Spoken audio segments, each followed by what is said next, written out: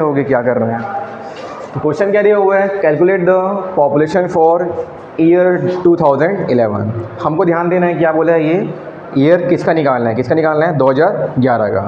फिर अपन देखेंगे क्या डेटा दिया हुआ है, 1951, फिर 61, 71, 81, 91। ठीक है, हमको कहाँ का निकालना है, 2011 का निकालना है।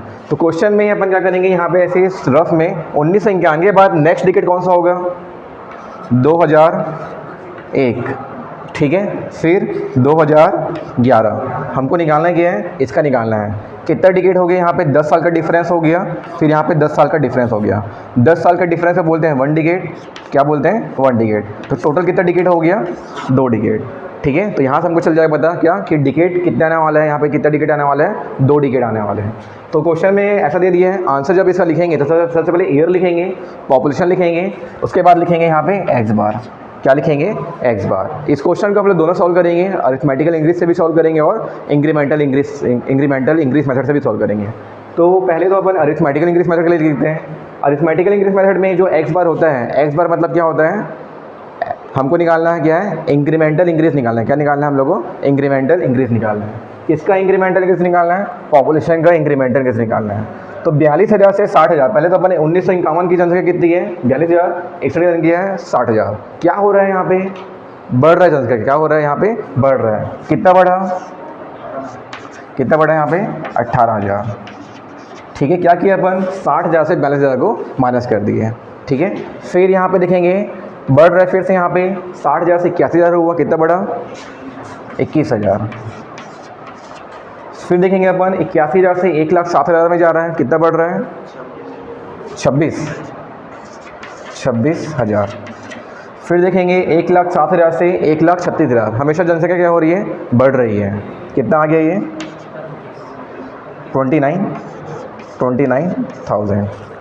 ठीक है, यहाँ तक का कैसे लिखे, क्लियर है। बस क्या किए अपन, 42 से 60 कितनी वृद्धि हुई, 18 की वृद्धि हुई।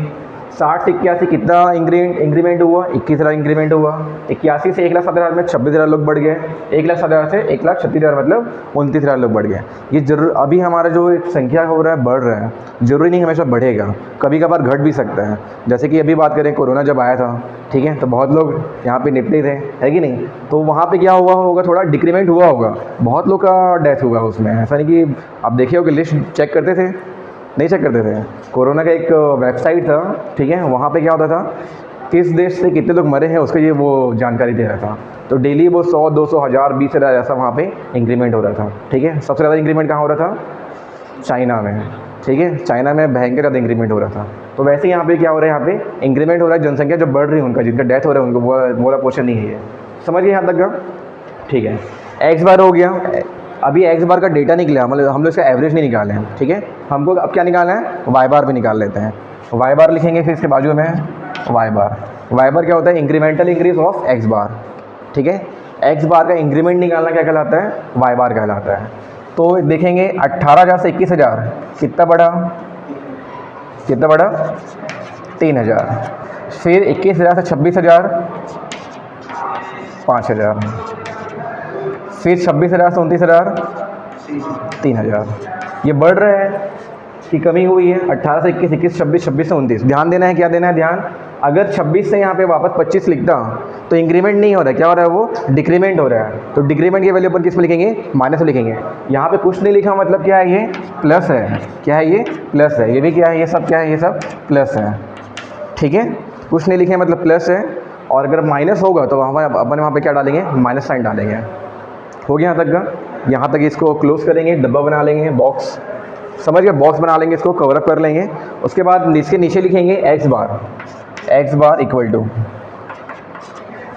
फिर क्या, एक्स बार मतलब क्या होता है, इसका एवरेज। बार लग गया मतलब क्या होगा, वो एवरेज होगा। कितनी संख्या है, 1, 2, 3, 4, मतलब डिवाइड बाई क्या होगा, 4 होने वाला है। डिवाइड बाई क्या होगा, 4 होगा। करो टोटल कितना आता है ये, 18,000 प्लस 21 प्लस 26 प्लस क्या है आपका 29,000 डिवाइडेड बाई क्या करेंगे, 4। एक्स बार की वैल्यू आ जाएगा। वैसे ही वाई बार निकालना है आपको। वाई बार कैसा रहेगा, 3000 प्लस 5000 प्लस 3000 डिवाइडेड बाई कितना रहेगा यहाँ पे 3। ठीक है, ये तो पता ही होगा 4 कैसे लिख रहे हैं 3 कैसे लिख रहे हैं। ठीक है, कितना आया इस बार निकालें 23,500 और वाई बार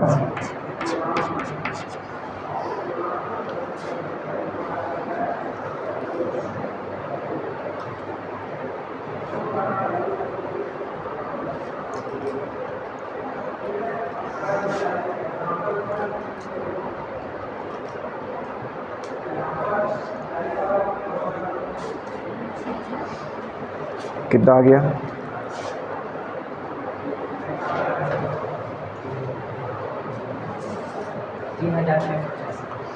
3666।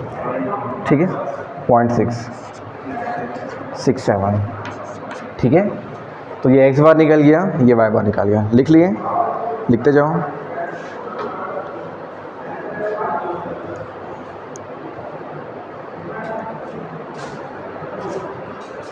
ठीक है, ठीक है ना।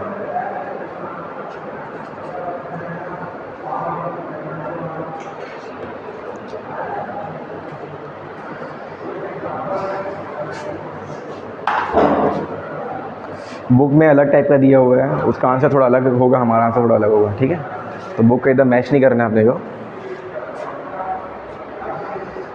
ठीक है, यहाँ तक करने के बाद हम क्या करेंगे, लिखेंगे अरिथमेटिकल इंक्रीज मेथड।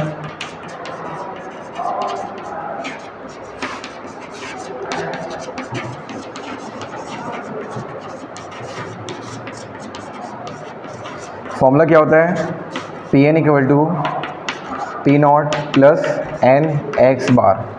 ठीक है, चलिए इधर ध्यान देंगे। अब क्या है फॉर्मूला, क्या है इसका, P N equal to P not plus N X bar. P N क्या होगा, पी 2011 क्या होगा, पी 2011। ये भी एन लिखा हुआ है, इसका मतलब लेकिन डिकेड नहीं समझना अपने को।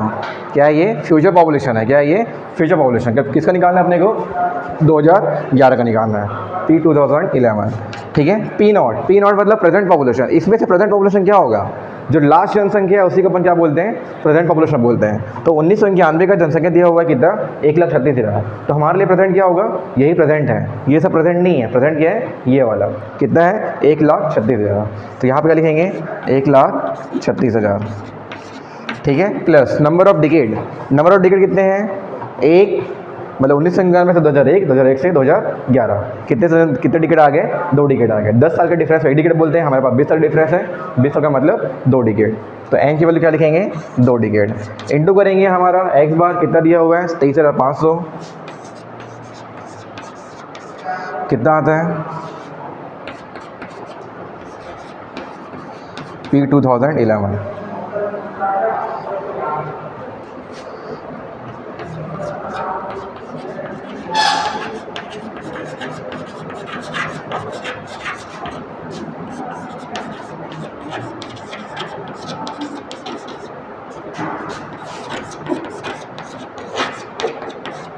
कितना आ गया,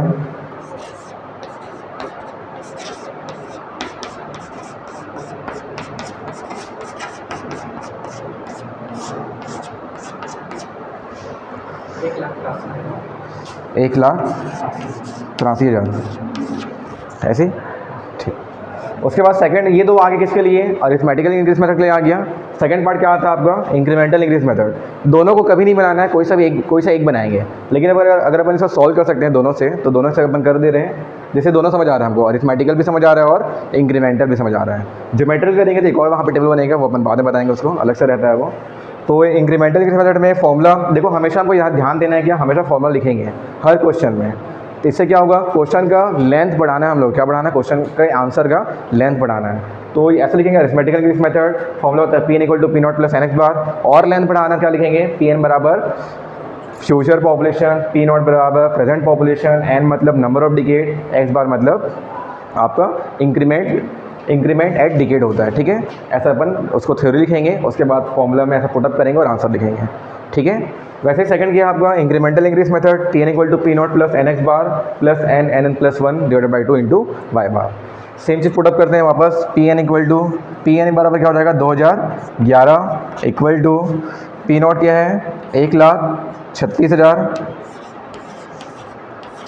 प्लस एन क्या है 2, एक्स बार कितना है 23,500, ठीक है, प्लस एन की value 2 plus 1 divided by 2 into Y bar कितना है 3666.67,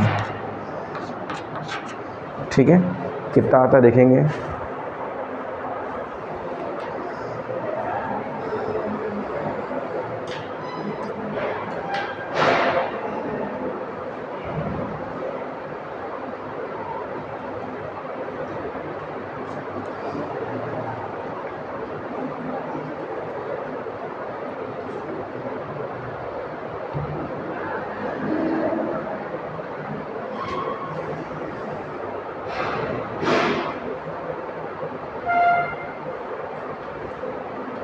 यहाँ पे इसको ऐसे ही पुटअप नहीं करना है ना, आपको पता है 2 से 2 कट जाएगा तो कितना बचेगा 3 बचेगा, तो डायरेक्टली 3 इंटू 3666.67 करेंगे।